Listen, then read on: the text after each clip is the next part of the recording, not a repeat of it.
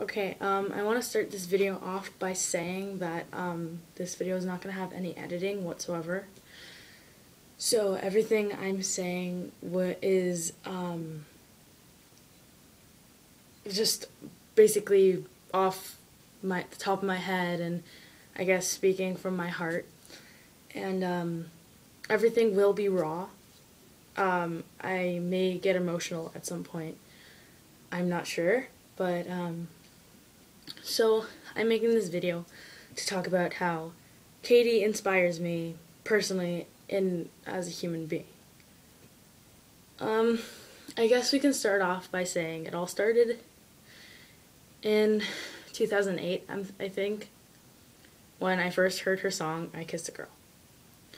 At first I thought, okay, who writes a song about kissing girls? Like, that's kind of dumb, but whatever, it's a catchy song, I like it. And there's something about me that I never really noticed until further of, I guess you could say, self-exploration. But after hearing that song a couple times and then the video finally coming out, I watched the video and I actually thought to myself, why am I strangely attracted to this? Is this normal? So from then on, I guess I discovered the true human being I am, and not a lot of people may accept that, and I learned that the hard way. So, a couple months after that, well, actually years, I was 14 when I finally decided to come out to people. I first came out to my best friend in a different city than I am in right now, and I don't know how it got out, but I guess someone overheard, and so they told a whole bunch of other people, and people I didn't even know were talking to me on my Facebook saying, oh, I heard that you like girls, and well, I didn't respond because, number one, I didn't know who they were, and number two, it's just like, okay, whatever, I guess everyone knows. Might as well just deal with it. Yeah, I was upset, but anyways, so then later on, I started feeling as though no one would accept me because I started later getting these, inboxes on Facebook, and I had Formspring at the time, so people on my Formspring were saying things like, that's disgusting, you should kill yourself, you're not worth living as a human being if you're not, I guess, I'm re-quoting what they said, God doesn't accept it, it's not right, you should kill yourself. So, after that, finally I had a couple people that said that they accept me for who I am. So, I made new friends. My best friend was very supportive about it, like, yeah, I loved her for that, but I lost a lot of friends, or so-called friends. I made new friends, and then finally high school came. Grade 9 was when I decided, so grade 9 was when I decided to come out to my mom. I found that to be, I guess you could say, sort of a mistake, because my mom didn't take it so well. As I said, I'm sorry, everything's raw, I'm not editing this, these aren't fake tears, these are real stories. And, so as I was saying, I decided to come out to my mom. She didn't take it very well. Everyone talks about the worst thing a parent could ever say to you. And A lot of people say the worst thing a parent could ever say to you is that they're disappointed in you. That's what my mother told me after coming out to her. It's been a year since I came out to her, so I can't say that she's any more accepting of it because we don't really talk anymore.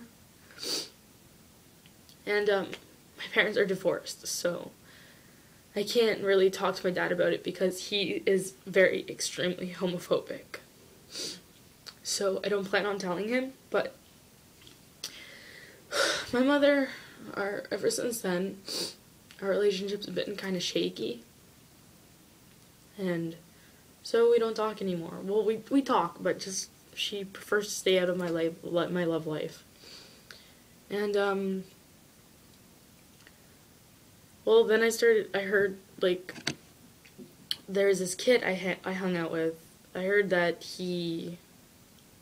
well, I didn't really hear it. Like, I more sort of kind of felt that he wasn't very, well, I guess you could say he wasn't straight. So we became best friends, and ever since hearing Firework, he decided to tell me that he, in fact, is bisexual and he likes boys and girls. I took him under my wing because a lot of people were, again, hating on him and whatnot, and he wasn't getting a lot of support from his family because all of them are extremely very homophobic and they don't know, and he doesn't plan on telling them. So I took him under my wing,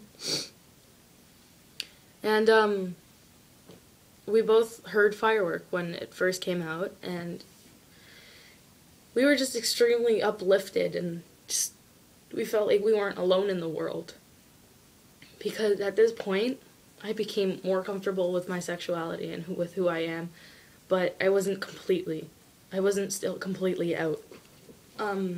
So after watching the video Firework was when we both just realized, you know what, we shouldn't care what other people think of us, because I don't want people's judgments to control my actions and make me want to think, well, if I do this, then I'll be judged.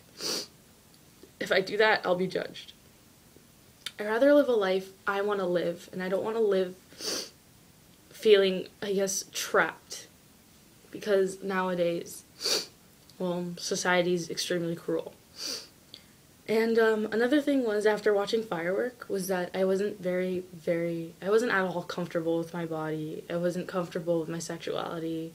I related to 3 of the characters people in the video. I guess the gay guy, I completely understood. Like, I connected to him. I connected with the 2 kids that had their parents fighting all the time. I know how that feels. And another person I connected with was with the girl that was going to the pool. Well, at the pool party.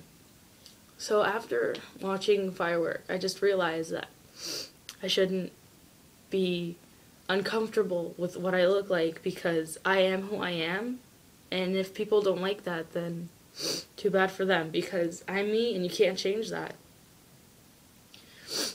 Katy Perry has made so many songs I can relate to, and I'm sorry this video is like extremely long, but Katy Perry, ever since discovering her in a pizza parlor, like, I knew that she's the artist that I'm forever going to be looking up to. She's my idol. She's my inspiration to be a better person, to live every day like how I want to live. I want to live my life the way I want to. I shouldn't let anybody get in the way of that. Anything that gets in my way, I'm not gonna let that affect me in the future, because, like I said, I don't want to be trapped because of society and worrying about how I live and whatnot. I don't know, Katy Perry's just like a huge inspiration in life. She's pretty much a goddess of, like, music. She's just so big in my life, and I went through depression, and all throughout depression I just played constant songs off her CDs. I lived off her music. Like, it was literally my air. Without her music, I don't know where I'd be today, to be honest. She's just impacted my life so great, and I don't know. She's just a huge, huge part of my life that I really hope doesn't end up not retiring anytime soon or not coming out with any songs. I don't know. But yeah. And I don't know. I just really, really love her. She's huge in my life. But yeah. I don't know if you'd find this creepy. Like, if you're watching this, personally, just you. First of all, my friend says he loves you, and he is so glad that I was a good friend there, to be there when he came out and helping him through everything. And another thing is, like, I don't know, we kind of had this thing where last year when you came to Toronto on June 30th, we were at your concert, and we made, like, custom shirts, and we spent like a day and a half working on them. On the back of all 3 of our shirts, it says Katy Cats for Life. On the front, we all have our own, like, custom thing. Brandon's, he had, some call it science, we call it chemistry, Hummingbird Heartbeat, because that's one of his favorite songs. And we wrote Katy Perry on our faces. My friend Sam, my best friend, she had KP 2011 with a handprint and a heart on it. And I don't know if you'd find this stupid, but, like, I'm gonna say it anyways, because whatever. Mine actually said, "Kiss me, Katy Perry," because, well, I don't know, you're just amazing, I love you. And, the moment you talked to me when you said that you wanted a place to stay for the next weekend in Canada, and when I said, I don't know how you heard me, but I screamed out, "You could stay at my place." I don't know if you remember this, but, so you screamed, I could stay at your place. I just totally blacked out. I felt like my knees were weak. I was shaking. I probably went pale like a ghost. And ever since then, I totally thought, oh my god, she knows of my existence. Like, this is big. The one true person I've been dying to meet for the past a lot of years, since 2008, she talked to me. And that was a big, big thing for me, because I actually had the worst experiences lately, and that was when I was at my, like, most down for depression, and that day just totally just, I don't know, it just gave me hope that one day I could meet you and just actually talk to you in person to how much you've changed my life. And, like I said, you're just a big inspiration in life, and I love you so much. And me and my friend kind of made a wall dedicated to you. Like, I have all that. I don't know if you could see the CDs, but I had more posters, but they broke, sadly. And, yeah. So sorry for the long video, but you're just such a big part of my life. Like, if you watch this personally, then I'm totally, completely honored, and I kind of feel stupid now, but whatever. So, this is my video.